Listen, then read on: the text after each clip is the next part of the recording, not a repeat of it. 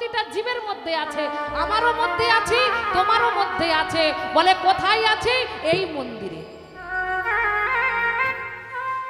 ওই মন্দিরে যেমন ভগবান আছে, এই মন্দিরেও ভগবান আছে। ওই মন্দিরে ছুটে যাচ্ছ প্রণাম করতে, ওই তোমার দেহ মন্দিরকে তুমি একবার প্রণাম করলে না? তুমি ওই মন্দিরে প্রণাম করতে ছুটছো, মাথা ঠুকছো, কিন্তু তুমি এই দেহ মন্দিরে একবার মাথা ঠুকে দেখো, তোমার ওই দেহ মন্দিরে এই যুগলের রূপ তুমি দর্শন করবে।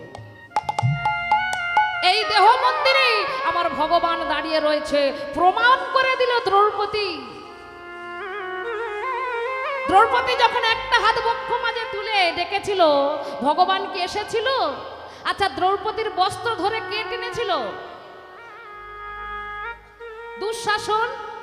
আচ্ছা মা, দুঃশাসন চলে গেছে বলে আর কলিযুগে দুঃশাসন আসেনি না?